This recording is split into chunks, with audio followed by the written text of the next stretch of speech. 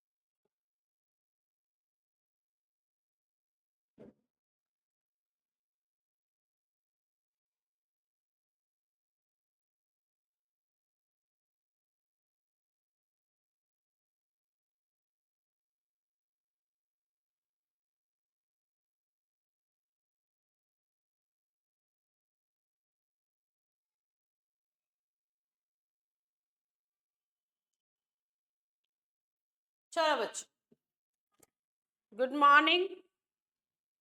CA foundation exam oriented batch जनवरी 26 की बात करें तो कल की क्लास में बेटा हमने यूनिट 2 शुरू किया था, आज यूनिट 2 खत्म करेंगे। कल की क्लास में यूनिट 2 में हमने पढ़ा कि भैया कंसिडरेशन होता क्या है। सेक्शन 2 क्लॉज डी में आपने कहा कंसिडरेशन को डिफाइन किया गया है कि when eight the desire of promisor, promisee or any other person has done or abstained from doing, does or abstains from doing or promises to do or abstain from doing, then such an act or abstinence or promise is called consideration. फिर आपने consideration के valid rule देखे। आपने कहा consideration must move at the desire of promisor, consideration may move from promisee और any other person, consideration need not be adequate, consideration real होना चाहिए, consideration past present future हो सकता है, कंसिडरेशन एग्जीक्यूटेड एग्जीक्यूटरी हो सकता है, और आपका अगर कोई लीगल ऑब्लिगेशन है और आप उस लीगल ऑब्लिगेशन को परफॉर्म कर रहे हैं और जिसके बदले आपको कोई कंसिडरेशन दे रहा है तो फिर वो कंसिडरेशन वैलिड नहीं होगा। इतनी बातें कल की क्लास में आप कर चुके थे। आज हमें 2 क्वेश्चन का और जवाब देखना है। What is privity of contract and what are the exception to this doctrine, और दूसरा no consideration no contract but what are the exception to this rule. तो 2 डॉक्ट्रिन और उनके एक्सेप्शंस आज की क्लास में देखेंगे तो हमारा यूनिट 2 का रिवीजन कंप्लीट हो जाएगा बच्चों। चलो लेट्स बिगिन। एक मैगजीन है जिसका नाम है, डॉक्ट्रिन है जिसका नाम है privity of contract. Privity of contract means only party to the contract can sue each other. जो कॉन्ट्रैक्ट के पार्टी हैं सिर्फ वो एक दूसरे पे केस कर सकते हैं। जो कॉन्ट्रैक्ट के पार्टी हैं सिर्फ वो एक दूसरे के अगेंस्ट लीगल प्रोसीडिंग में जा सकते हैं। अगर कोई स्ट्रेंजर है, आउटसाइडर है, थर्ड पार्टी है, वो कॉन्ट्रैक्ट का पार्टी नहीं है तो उसको लॉ में केस करने का कोई अधिकार भी नहीं है। स्ट्रेंजर कैन नॉट सू। जो स्ट्रेंजर है, अपरिचित है, आउटसाइडर है, थर्ड पार्टी है, वो केस नहीं कर सकता। जैसे आपने एक एग्जांपल लिया है कि मिस्टर ए और मिस्टर बी 2 कॉन्ट्रैक्ट के पार्टी हैं। मिस्टर ए ने वादा किया है बेटा कि कार देंगे, मिस्टर बी ने कहा है कि बदले में 2 लाख रुपए देंगे। मिस्टर ए ने कहा कि कार देंगे, मिस्टर बी ने कहा 2 लाख रुपए देंगे। मिस्टर ए ने कार दिया, मिस्टर ए ने कार दे दिया, मिस्टर बी पैसे देने से मना करते हैं, तो मिस्टर बी पे केस करने का अधिकार लॉ में सिर्फ और सिर्फ मिस्टर ए के पास है। और कोई भी मिस्टर बी पे केस नहीं कर सकता। इन द सेम वे अगर हम बोले कि मिस्टर बी ने इनको 2 लाख रुपए दे दिए, मिस्टर बी ने इनको 2 लाख रुपए दे दिए और मिस्टर ए उनको कार्ड देने से मना कर रहे हैं, तो मिस्टर पे केस करने का अधिकार लॉ में सिर्फ मिस्टर बी के पास है। इसी को बोलते हैं privity of contract. Only party to the contract can sue each other. जो कॉन्ट्रैक्ट के पार्टी है सिर्फ वो एक दूसरे पे केस कर सकते हैं, कोई भी stranger, outsider, third party case नहीं कर सकता। This is privity of contract. Only party, जो कॉन्ट्रैक्ट के पार्टी है सिर्फ वो एक दूसरे पे केस कर सकते। Stranger to a consideration, consideration में स्ट्रेंजर हो सकता है बेटा, कंसिडरेशन में हो सकता है। मतलब आप आए यहाँ पढ़ने, आपके बदले अगर फी का पेमेंट अड़ोसी पड़ोसी कोई करते तो हमें कोई दिक्कत नहीं, आप ही पैसे दें, आप ही कमा के लें, बिल्कुल जरूरी नहीं है। कंसिडरेशन में थर्ड पार्टी हो सकता है। आपने पढ़ा है वैलिड रूल कि कंसिडरेशन में मूव फ्रॉम प्रोमिसी और एनी अदर पर्सन। तो कंसिडरेशन में आउटसाइडर स्ट्रेंजर हो सकता है, कॉन्ट्रैक्ट में नहीं हो सकता। कॉन्ट्रैक्ट में जो पार्टी है कॉन्ट्रैक्ट के सिर्फ वो एक दूसरे पे केस कर सकते हैं, कोई आउटसाइडर थर्ड पार्टी के नहीं कर सकता। कंसिडरेशन में प्रिविटी नहीं होता। कंसिडरेशन हम स्ट्रेंजर से ले लेंगे, थर्ड पार्टी से ले लेंगे, आउटसाइडर से ले लेंगे, कंसिडरेशन में दिक्कत नहीं। लेकिन इसके हैं कुछ एक्सेप्शन। एक्सेप्शन का मतलब है कि ये लोग कॉन्ट्रैक्ट के पार्टी नहीं है फिर भी केस कर पा रहे हैं। एक्सेप्शन टू द रूल मतलब ये लोग कॉन्ट्रैक्ट के पार्टी नहीं है, ये स्ट्रेंजर है कॉन्ट्रैक्ट के लिए, फिर भी ये कॉन्ट्रैक्ट के जो पार्टी है उन पे केस कर पा रहे हैं बेटा। इन केस ऑफ ट्रस्ट का अगर हम लोग केस लें, ट्रस्ट, तो अब beneficiary can enforce his right under the trust though he was not a party to the contract between the settler and trustee। Example देखिए बेटा, आपने कहा कि ये ट्रस्ट है, ट्रस्ट मान लो Being Human is the trust, एक ट्रस्ट है। उस ट्रस्ट में जो भी व्यक्ति पैसा, प्रॉपर्टी वगैरह डोनेट करता है उसको बोलते हैं ट्रस्ट ओनर, ट्रस्ट सेटलर या ट्रस्ट ऑथर। ये वो व्यक्ति है जो ट्रस्ट में पैसे या प्रॉपर्टी डोनेट करता है। जो ट्रस्टी है बेटा, ट्रस्टी, वो ट्रस्ट के बिहाफ में उस प्रॉपर्टी की, पैसे की देखभाल करता है और जिसके बेनिफिट के लिए पैसा यूज होता है उसको बोलते हैं बेनिफिशियरी। यानी ध्यान से देखिए तो कॉन्ट्रैक्ट के पार्टी तो ट्रस्ट सेटलर और ट्रस्टी है, लेकिन हमने बेनिफिशियरी अनाथ बच्चों के लिए मान लो पैसा डोनेट किया, हमने बूढ़े लोगों के लिए, वृद्ध लोगों के लिए पैसे डोनेट किया, तो वो कौन है जिनको इसका बेनिफिट जाएगा, they are known as beneficiary. अब मान लो मैंने कहा कि भैया हम तो वृद्ध लोगों के लिए अभी ठंडे का मौसम आ रहा है कंबल बंटवाएंगे, लो इतना पैसा आप इनको कंबल बांटो। अगर मैंने पैसे दे दिए और ट्रस्टी उस पैसे का यूज बेनिफिशियरी के लिए नहीं कर रहा, तो बेनिफिशियरी ट्रस्टी पे केस कर सकता है।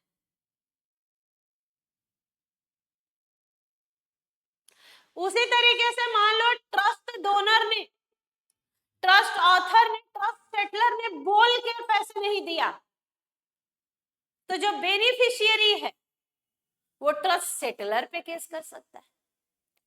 जबकि ध्यान से आप देखें बेटा तो कॉन्ट्रैक्ट की पार्टी तो ट्रस्ट सेटलर और ट्रस्टी है, बेनिफिशियरी तो आउटसाइडर है, बेनिफिशियरी तो इस कॉन्ट्रैक्ट के लिए स्ट्रेंजर है,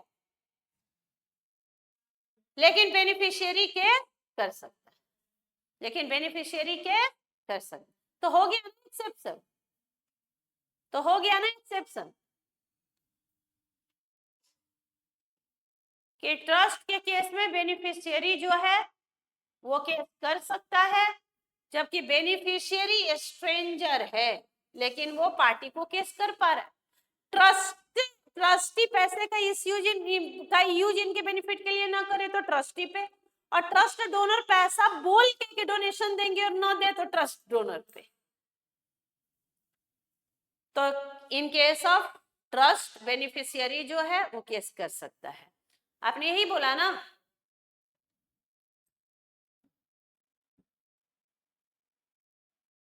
कि a beneficiary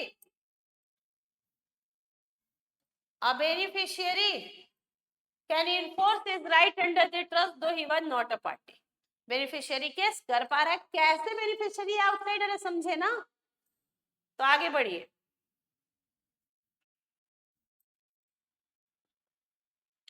दूसरा केस है बेटा, दूसरा केस है फैमिली सेटलमेंट का। दूसरा केस है फैमिली सेटलमेंट का। If the term of settlement are reduce into writing, जो टर्म्स है राइटिंग में लिखा है, the members of family who are originally had not been a parties to settlement may enforce the agreement। क्या हो रहा है यहाँ पे, मिस्टर राम और श्याम दो भाई भाई है बेटा। Mister Ram mister Shyam are two brothers. उन्होंने मदर के लिए एग्रीमेंट किया आपस में, ये पार्टी टू कॉन्ट्रैक्ट है। इनके बीच राम श्याम के बीच में एग्रीमेंट है कि भैया माँ को मेंटेनेंस के लिए 10,000 रुपया हम भेजेंगे, 10,000 रुपए तुम भेजो, माँ गांव में रहती है, गांव छोड़ के आ नहीं रही है। बहुत बार ऐसे केसेस होते हैं कि बहुत सारे पेरेंट्स ऐसे हैं बेटा जो शहर में नहीं रहना चाहते हैं। उनको जैसे गांव में अपना खेत है, खलिहान है, इधर जा रहे हैं उधर जा रहे हैं, इधर घूम रहे हैं, वहां आप फ्लैट में बुला के 15 फ्लोर 18 फ्लोर पे रहते हैं, तो उनको लगता है कि क्या हम बंद हैं, हम जा नहीं सकते, उनके जान पहचान के लोग आते नहीं हैं, तो इस तरीके से उनको थोड़ा सा रहना नहीं पसंद है।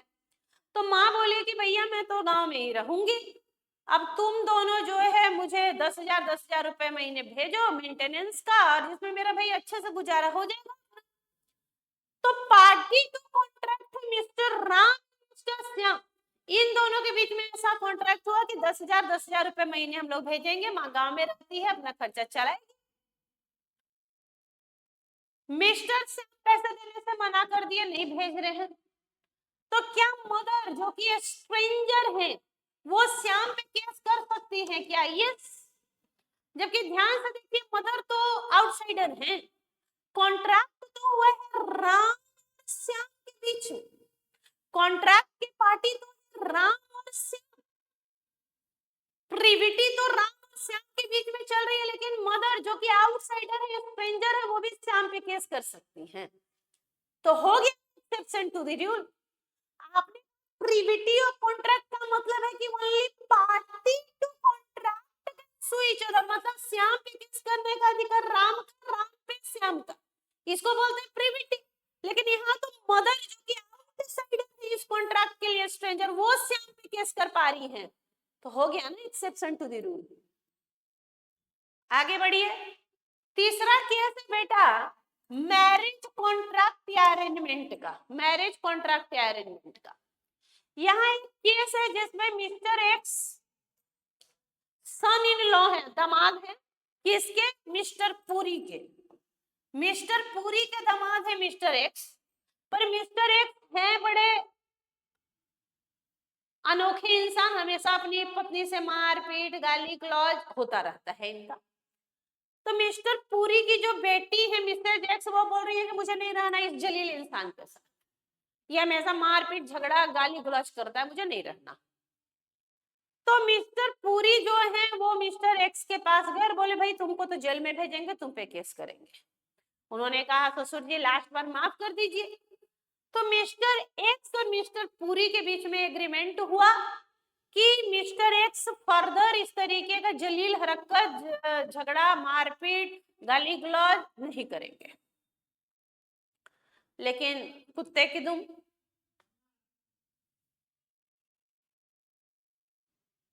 कुछ दिन के बाद फिर से इन्होंने मारपीट किया।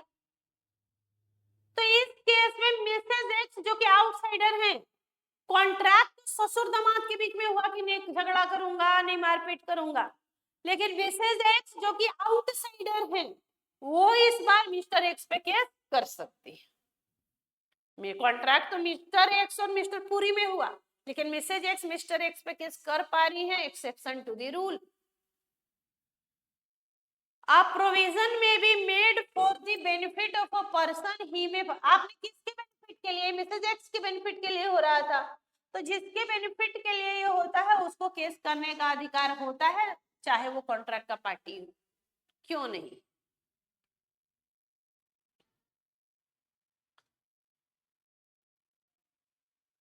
नेक्स्ट केस है बेटा असाइनमेंट का, नेक्स्ट केस है असाइनमेंट का। When the benefit under a contract has been assigned, the assignee can enforce the contract, but such assignment should not involve any personal skill नहीं है। मैंने अपने बेनिफिट्स प्रॉपर्टी किसी को ट्रांसफर कर दिया, अब मुझे कुछ लोगों से पैसे मिलने वाले थे डेटर से, अगर डेटर पैसा नहीं दे रहा है तो जिसको मैंने अपने बेनिफिट्स ट्रांसफर कर दिया असाइनी, वो भी केस कर सकता है डेटर पे पैसे लेने के लिए, जबकि असाइनी तो आउटसाइडर था, मेरा और डेटर के बीच कॉन्ट्रैक्ट हो सकता। नेक्स्ट है एक्नॉलेजमेंट, एक्नॉलेजमेंट और stop it. Where the promisor by his conduct acknowledges himself as the agent of third party, he would result into a binding obligation towards the third party।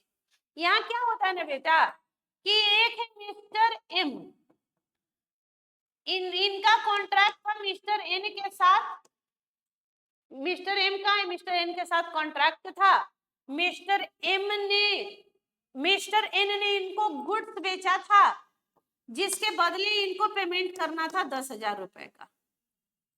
इन्होंने क्या किया, mister L को जो कि outsider है उनको पैसे दे दिए 10,000 और बोला कि भैया आप मिस्टर एन को दे देना।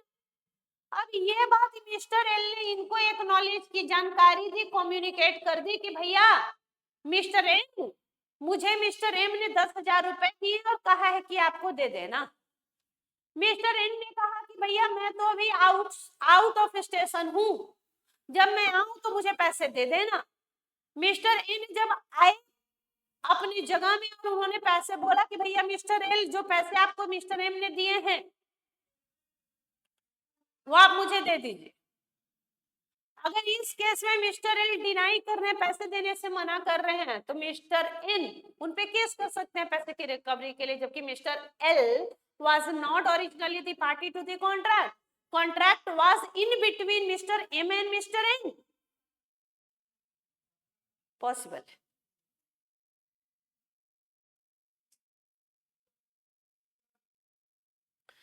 Next है, in case of covenant running with the land, in case of covenant running with the land के साथ कुछ conditions चल रहे हैं, अटैच हैं, तो वो उनपे भी लागू होगा जो बाद वाले पार्टी होंगे।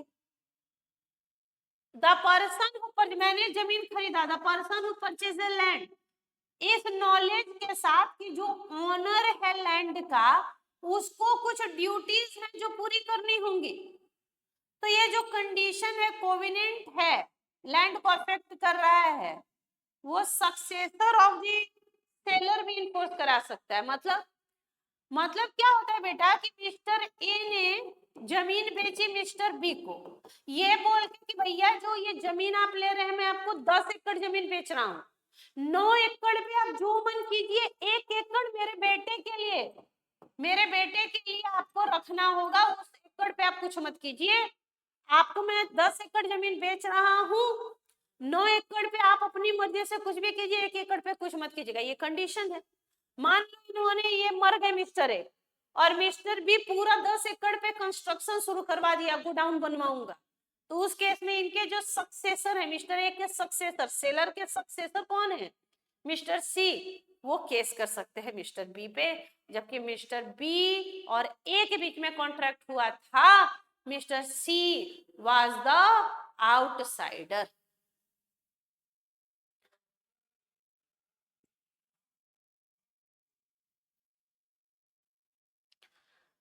नेक्स्ट है कॉन्ट्रैक्ट इंटू थ्रू एजेंट। मैं प्रिंसिपल हूं, मैं अपने एजेंट से कॉन्ट्रैक्ट करवाऊंगा।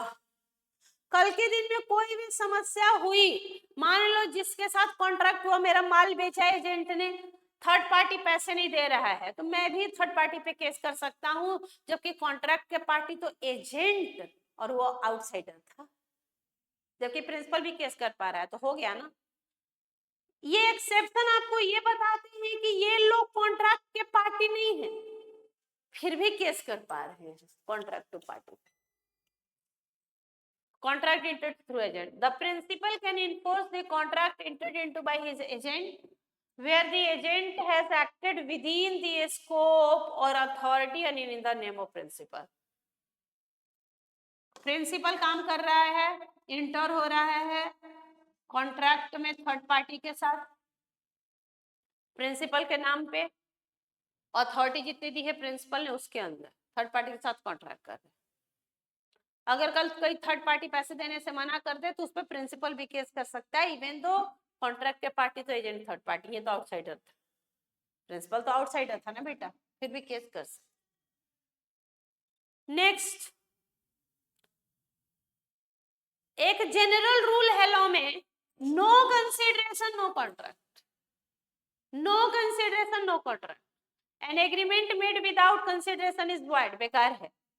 लेकिन कुछ एक्सेप्शन है इसके, कंसिडरेशन नहीं तो कॉन्ट्रैक्ट भी नहीं, no consideration no contract, no consideration no contract. और अगर आप कोई एग्रीमेंट बनाए, an agreement made without consideration, तो बेटा वो वॉइड होगा। No consideration no contract, an agreement made without consideration is void.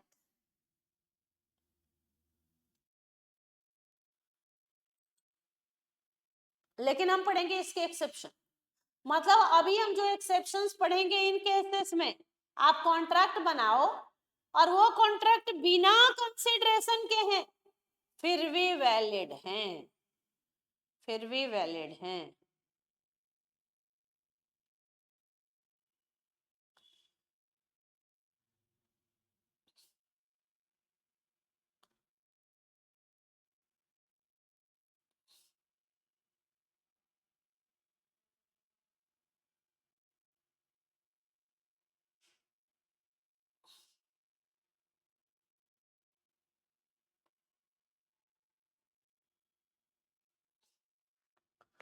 No consideration no contract is the rule.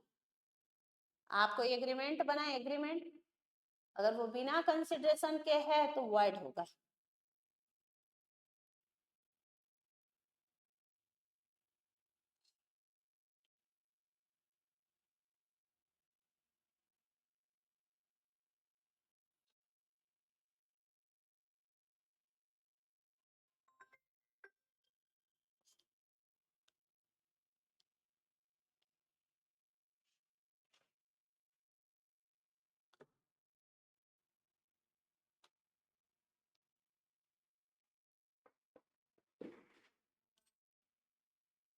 तो एक जनरल रूल है बेटा, no consideration no contract, an agreement made without consideration is void.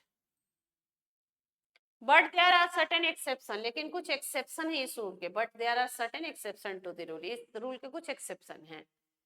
पहला है natural love and affection, natural love and affection और written and registered agreement, ध्यान दीजिएगा, written registered agreement made out of natural love and affection between the parties is standing in near relation to each other. Near relation, husband wife, बेटा बेटी, यही near relation है, भाई बहन, माँ बाप, to each other is enforceable even without consideration. आपने agreement बनाया, एग्रीमेंट बना है, रिटन में रजिस्टर्ड है, नेचुरल लव एंड अफेक्शन है पार्टीज के बीच में, और पार्टीज अगर नियर रिलेशनशिप में हैं तो वो एग्रीमेंट वैलिड होगा इवन की वहां कंसिडरेशन न हो।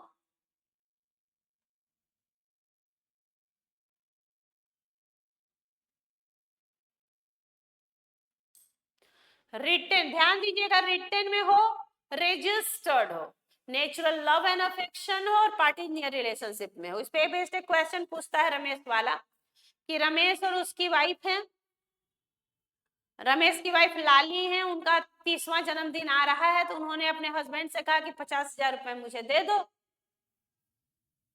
उनके हस्बैंड ने कहा मैं दे दूंगा, वादा करता हूं। उन्होंने कहा वादा वादा कुछ नहीं होता है, रिटन में लिख के दो, रजिस्टर स्टाम्प पेपर पे लिख के दो। उन्होंने कहा ठीक है ले लो। जब उनके बर्थडे का दिन आया तो बोला भाई दो मेरा 50,000, उन्होंने कहा नहीं दूंगा।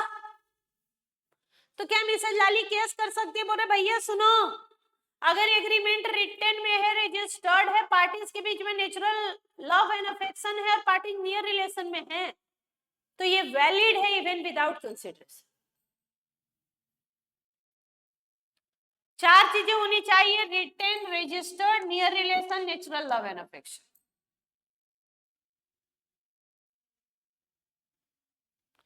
दूसरा है बेटा compensation for past voluntary services. Compensation for past voluntary services, आपने बेटा मेरे लिए पास्ट में अपनी इच्छा से कोई वॉलंटरी सर्विस किया और हम आपको कॉम्पनसेट करना चाहें तो कर सकते हैं, वैलिड है। हम डूब रहे थे, हम अपने स्विमिंग पूल में डूब रहे थे, आप रास्ते से जा रहे थे, मैंने किया बचा बचा बचा, आपने बचाया।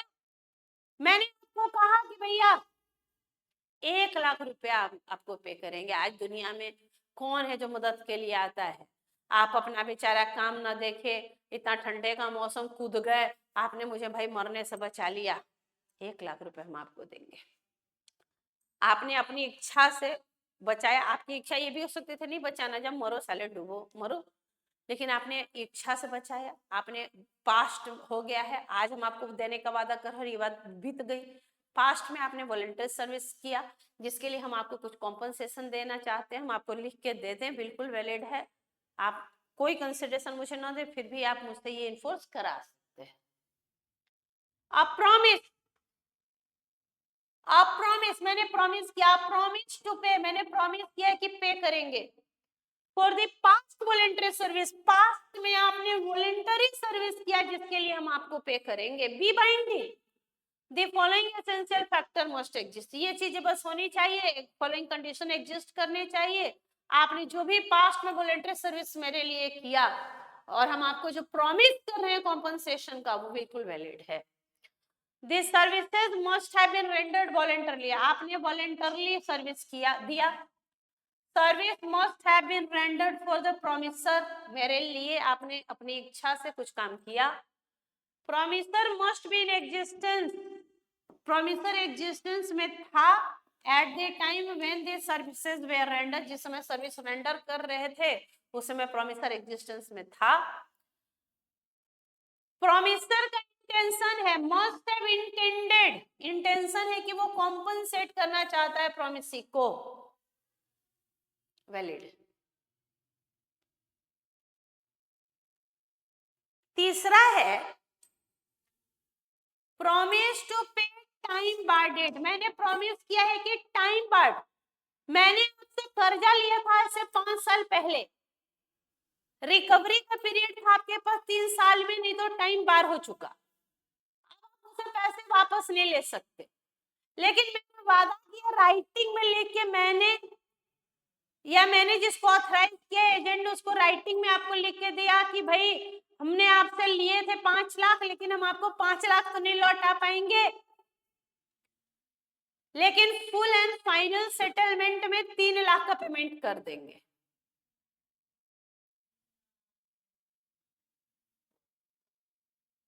अगर ऐसा मैंने रिटन में लिख के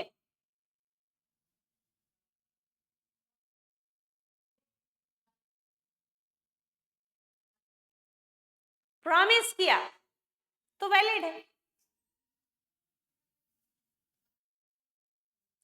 promise to pay time bar debt, when promise in writing, promise किस चीज में है बेटा? राइटिंग में, साइंड बाय द प्रॉमिसर, जो बना रहा है उसने साइन किया है, उसके ऑथराइज एजेंट ने साइन कर दिया कि पे करेगा डेट जो बार्ड हो चुका है लिमिटेशन के द्वारा, तो वैलिड है। इवन कि आप क्या मुझे भी दे रहे हैं, कुछ नहीं, फिर भी वैलिड है। टाइम बाय डेट का पेमेंट हम कर रहे हैं, ये बात मैंने लिख के दी फुल एंड फाइनल सेटलमेंट में, मैंने या मेरे ऑथराइज एजेंट उस पर साइन कर दिया, तो ये वैलिड, आप इन्फोर्स करा सकते हैं।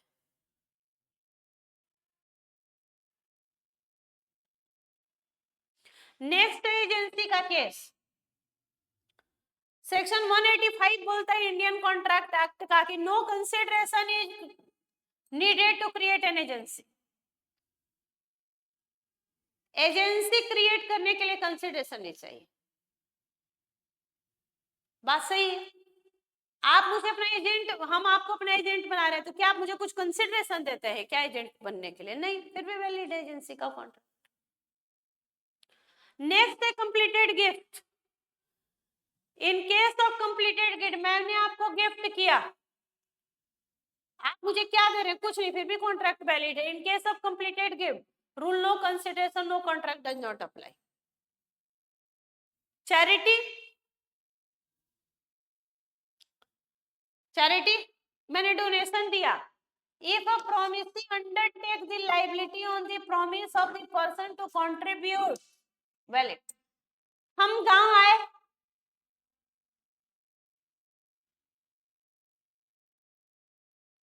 मंदिर का निर्माण कार्य चल रहा था, आपने मुझसे कहा कि आप डोनेशन दीजिए 1 लाख का, मैंने कहा दे देंगे, तो आपने कहा तो ठीक है, क्या हम छत ढलवाने के लिए 1 लाख की गिट्टी गिरवा लें? मैंने कहा गिरवा लीजिए, तो हम मुकर नहीं सकते, मुझे वो 1 लाख रुपए पे करना पड़ेगा, क्योंकि मेरे प्रॉमिस के आधार पे प्रॉमिसी ने लाइबिलिटी अंडरटेक कर लिया, तो मुझे वो लाइबिलिटी निभानी होगी ना बेटा। ये थोड़ा ही बोल सकते हैं तो उल्लू बनाया, बड़ा मजा आया, अब तो मैंने बोला था नहीं देंगे ना, देना पड़ेगा। तो if promisee undertake the liability on the promise of the person to contribute to charity, valid। Kedarnath versus Gauri Mohammad के केस में वही मंदिर वाले काम में हुआ था, गिट्टी छड़ गिरवा लिए, सीमेंट गिरवा लिए, मेरे बोलने पे कि देंगे, देना पड़ेगा मुझे पैसे, क्योंकि उन्होंने प्रोमिसी ने लाइबिलिटी बियर कर ली मेरे प्रॉमिस के आधार पे।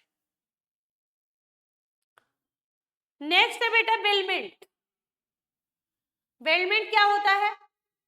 Delivery of goods by one person to another for some purpose, और जब पर्पस पूरा हो जाए तो सामान मुझे लौटा दीजिएगा या डिस्पोज ऑफ कर दीजिएगा, जैसा बोले है।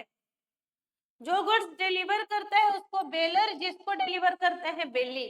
और ये ग्रेट्यूटस बेलमेंट है, इच्छा से स्वेच्छा से हम कर रहे हैं, बिना पेमेंट के, बिना पेमेंट, ग्रेट्यूटस, तो नो कंसिडरेशन इज रिक्वायर्ड।